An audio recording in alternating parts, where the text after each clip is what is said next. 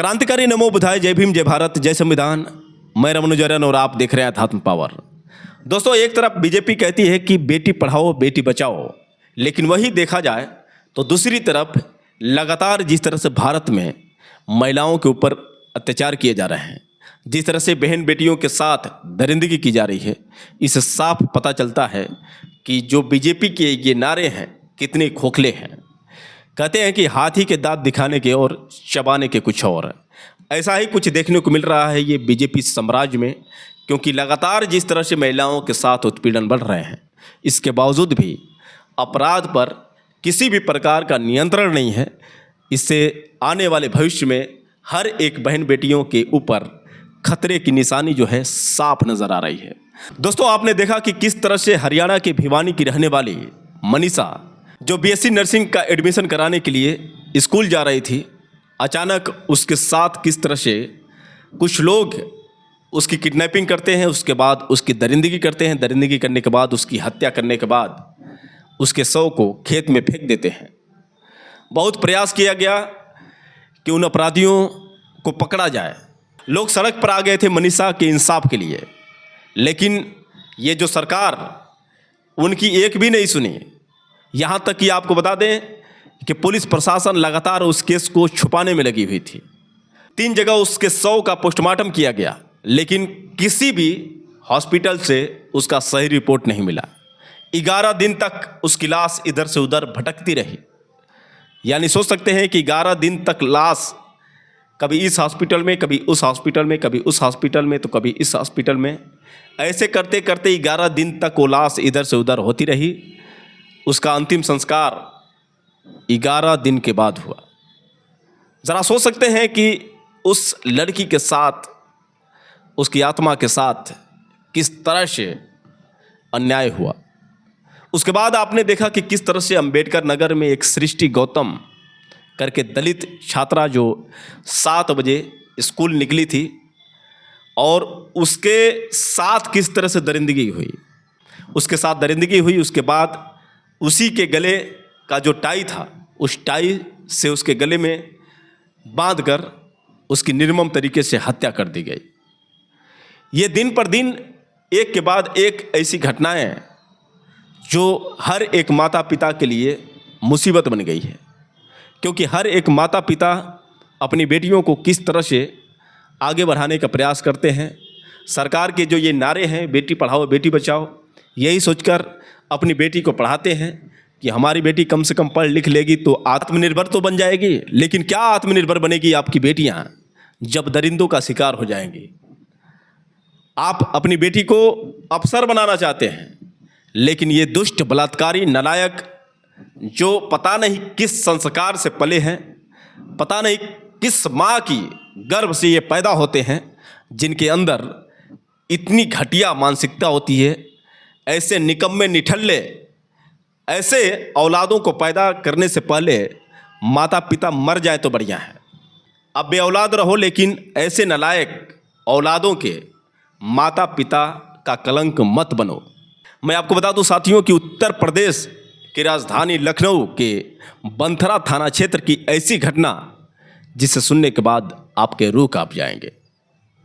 बता दें कि एक लड़की जो 17 वर्ष की नाबालिग लड़की, जो 11वीं की छात्रा थी, वो अपनी बहन से मिलने के लिए जा रही थी। उसकी बहन प्रेग्नेंट थी। उसकी बहन ने फ़ोन करके इसे बुलाया था कि बहन तुम आओ और कम से कम मेरी मदद करो, क्योंकि वो प्रेग्नेंट थी। जैसे कि आप देखते हैं कि अक्सर जब घर में कोई औरत प्रेग्नेंट होती है तो या उसकी बहन आ जाती है, या फिर उसके घर में अगर कोई होता है तो कार्य संभालने लगता है। लेकिन उसके घर में कोई था नहीं, इसलिए उसने अपने बहन को फ़ोन करके बुलाया था। उसकी बहन अपनी बहन से मिलने के लिए जा रही थी। वो अपने परिचित किसी के साथ बाइक से सवार होकर जा रही थी। रास्ते में मैं आपको बता दूं कि हरौनी चौकी के थोड़ी दूरी पर एक पेट्रोल पंप था, और पेट्रोल पंप के पीछे एक बागीचा था। उसी बागीचे में वो दोनों ठहरे, चूँकि वो आराम के लिए वहीं पर रुके, अपने आप में कुछ बातचीत कर रहे थे। तब तक अचानक में 5 जो नशेड़ी थे, जो शराब पी रहे थे, उनकी निगाहें उस लड़की पर पड़ी। लड़की को देखकर उनकी नीयत बदली। खैर, ये जितने भी नालायक थे वो निठल्ले, जो माता पिता के नालायक औलाद जो बगीचे में जाकर शराब पी रहे थे। ज़रा सोचिए कि किसी भी प्रकार का उनको डर नहीं।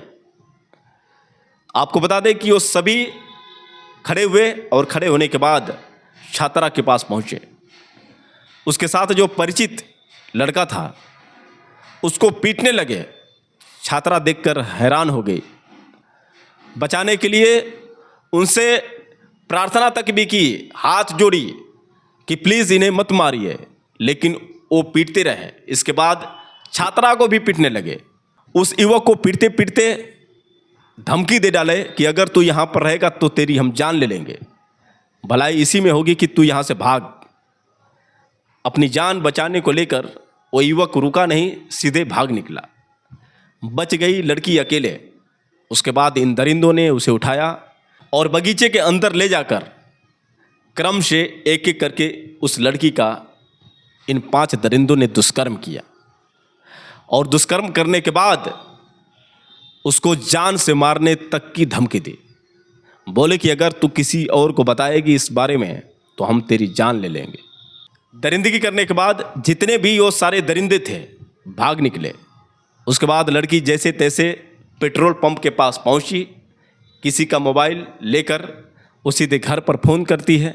उसके बाद उसके घर के जो परिजन हैं वहाँ पर जाते हैं और उसको ले जाकर कहीं हॉस्पिटल में एडमिट कराते हैं। उसके बाद उसके माता पिता ने थाने में जाकर FIR दर्ज करवाई। आपको बता दें कि परिजनों ने लड़की के बयान के अनुसार 5 लोगों पर नाम दर्ज FIR दर्ज करवाई, जिसमें मैं आपको बता दूं कि छोटू, बाबू, ललित कश्यप, मिराज व विशाल, ये 5 युवक थे और इन 5 के नाम पर FIR दर्ज कराई गई। रात करीब 12 बजे की ये घटना है। जब पुलिस छानबीन कर रही थी तो 2 युवक मोटरसाइकिल से जा रहे थे हरौनी रेलवे स्टेशन के बिल्कुल जस्ट करीब में। तब तक अचानक जो है पुलिस उन्हें पकड़ने का प्रयास करती है। तब तक एक युवक ने तुरंत गोली चलाई। उसके बाद जवाबी कार्रवाई करते हुए पुलिस ने सीधे एनकाउंटर किया, जिसकी वजह से ललित कश्यप के पैर में जाकर गोली लगी। उसके बाद पुलिस ने उसे कंधे के सहारे उठाया और ले जाकर उसे हॉस्पिटल में एडमिट कराया। आपको बता दें कि इस घटना को लेकर भीम आर्मी चीफ चंद्रशेखर आज़ाद ने काफ़ी चिंता जाहिर की और उन्होंने अपने X अकाउंट पर एक पोस्ट किया, जिस पोस्ट को मैं आपको बताने जा रहा हूं कि आखिर भीम आर्मी चीफ चंद्रशेखर आज़ाद ने क्या लिखा था। भीम आर्मी चीफ चंद्रशेखर आज़ाद ने अपने X पोस्ट के दौरान लिखा कि दोपहर में दिन दहाड़े उत्तर प्रदेश की राजधानी लखनऊ के बंथरा थाना क्षेत्र में 11वीं कक्षा में अध्ययनरत 17 वर्षीय दलित नाबालिग छात्रा के साथ हुआ सामूहिक बलात्कार केवल अत्यंत शर्मनाक और दंडनीय अपराध ही नहीं बल्कि अमानवीयता की पराकाष्ठा है। पीड़िता अपनी बहन से मिलने जा रही थी, तभी हरौनी पेट्रोल पंप के पास रास्ते में उसे रोक लिया गया। उसके साथ आए परिचित युवक को पीटकर भगा दिया गया और फिर पास के आम के बाग में ले जाकर बारी बारी से दुष्कर्म किया गया। यह घटना दर्शाती है कि उत्तर प्रदेश में बेटियां कितनी असुरक्षित हैं। राजधानी में भी अपराधियों के हौसले इतने बुलंद हैं कि वे दिन दहाड़े ऐसी दरिंदगी करने से चूकते नहीं। हम गवर्नमेंट ऑफ यूपी से मांग करते हैं कि सभी आरोपियों को तुरंत गिरफ्तार किया जाए। मुकदमा SC/ST अत्याचार निवारण अधिनियम, पास्को एक्ट और अन्य सख्त धाराओं के तहत चलाया जाए। पीड़िता को सुरक्षा, चिकित्सा, मनोवैज्ञानिक परामर्श एवं उचित मुआवजा प्रदान किया जाए। यह मामला फास्ट ट्रैक कोर्ट में चलाकर दोषियों को सख्त से सख्त सजा दी जाए।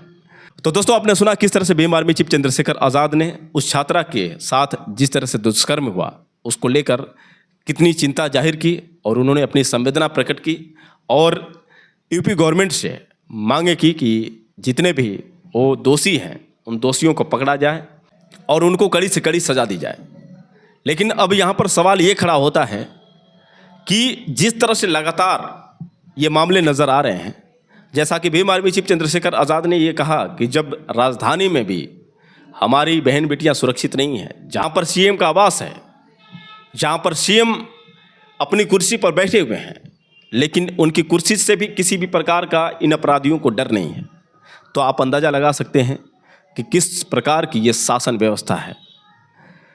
मैं मानता हूँ कि ये जिम्मेदारी जो है कहीं ना कहीं समाज की भी बनती है, क्योंकि समाज ने ऐसा माहौल तैयार किया है जहाँ पर एक दूसरे से हम सुरक्षित नहीं हैं। तो सबसे बड़ी तो कमी हम लोगों में है कि हम अपने बच्चों को उचित संस्कार नहीं दे पाते हैं। एक जो संस्कार होना चाहिए वो संस्कार बच्चों को मिल नहीं पा रहा है, और यही बच्चे हैं जिनको संस्कार नहीं मिल पाता है, आगे चलकर अपराधी बनते हैं। तो सबसे पहले तो हमारी जिम्मेदारी बनती है कि हम अपने बच्चों को उच्च संस्कार दें, ताकि अन्य बेटियों को भी अपनी बेटी समझें, अन्य बहनों को भी अपनी बहन समझें। लेकिन इसी चीज़ का सबसे बड़ा अभाव है हमारे समाज में। और दूसरी सबसे बड़ी लापरवाही अगर कहें तो ये सरकार की है। अगर सरकार ऐसे ऐसे पापियों को, ऐसे ऐसे अपराधियों को कड़ी से कड़ी सजा दे तो शायद और जो अपराधी हैं वो अपराध करने में सोचें। जिस तरह से निर्भया कांड में उन सभी दरिंदों को फांसी की सजा हुई, ठीक वैसे ही हर मामलों में अगर सरकार ऐसे कदम उठाती है, कोई भी बलात्कारी है उसे सीधे एनकाउंटर में मार दो या तो फिर उसे फांसी पर चढ़ा दो, क्योंकि जब तक इनको फांसी की सज़ा नहीं मिलेगी तब तक ये जितने भी अपराधी हैं ये बाज नहीं आएंगे आदत से। तो दोस्तों, ये हमें समझने की ज़रूरत है और ये सरकार को भी समझने की ज़रूरत है। पहले तो वो माता पिता जो अपने बच्चों को लाड प्यार में इतनी छूट दे देते हैं, ज़रा सोचिए कि वो नाबालिग बच्ची क्या सोचकर निकली थी घर से, लेकिन उन 5 दुष्टों ने किस तरह से उसके साथ दरिंदगी की। आपको बता दें कि पुलिस ने ललित कश्यप का एनकाउंटर किया और उसके बाद जब पुलिस वालों से पूछताछ की गई तो पुलिस वालों ने क्या जवाब दिया, पहले आप पुलिस वालों के जवाब सुनिए, उसके बाद हम सीधे आपसे बात कर रहे हैं। आज दिनांक 11 अक्टूबर को शाम को लगभग 5 बजे थाना बंथरा पुलिस को यह सूचना मिली कि एक लड़की के साथ कुछ व्यक्तियों द्वारा दुष्कर्म करा गया है। इसमें तत्काल ही पुलिस ने उस पीड़िता के पिता की तहरीर पर नामजद अभियुक्तों के विरुद्ध अभियोग पंजीकृत कर लिया था एवं इनकी गिरफ्तारी हेतु हमने कई टीम्स बना रखी थी। आज देर रात हरौनी रेलवे स्टेशन के पास जब पुलिस पिकेट लगा के चेकिंग कर रही थी, तभी वहीं से बाइक सवार 2 अज्ञात व्यक्ति वहां से गुजर रहे थे। जब पुलिस ने उनको रोकने के लिए बोला तो उन्होंने पुलिस पे फायरिंग कर दी। इसमें आत्मरक्षार्थ हेतु पुलिस ने उन पर फायरिंग करी, जिसमें कि एक व्यक्ति घायल हो गया। घायल को उपचार हेतु अस्पताल लेकर गए हैं। इसने पूछताछ में अपना नाम ललित कश्यप बताया है, जो कि उपरोक्त मुकदमे का नामजद आरोपी भी है। ये पहले से जुए और चोरी के मुकदमे में जेल जा चुका है। इसके पास से हमको एक 315 बोर का तमंचा एवं कारतूस बरामद हुए हैं। बाइक सवार जो दूसरा व्यक्ति था वो मौके से फरार हो गया है। इसके कोम्बिंग ऑपरेशन करके जल्दी इसकी भी गिरफ्तारी करी जाएगी।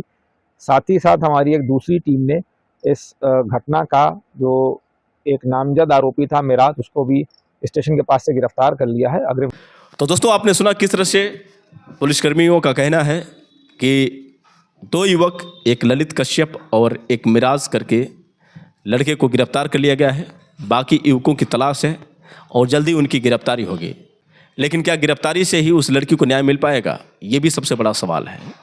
हमारी मांगे हैं कि जितने भी वो पापी हैं, जितने भी अपराधी हैं, उनको सीधे उम्र कैद की सज़ा हो या फिर उन्हें फांसी की सज़ा हो, क्योंकि ऐसे जाहिल, ऐसे नालायक औलाद अगर ये बाहर रहेंगे तो ऐसा ही करेंगे।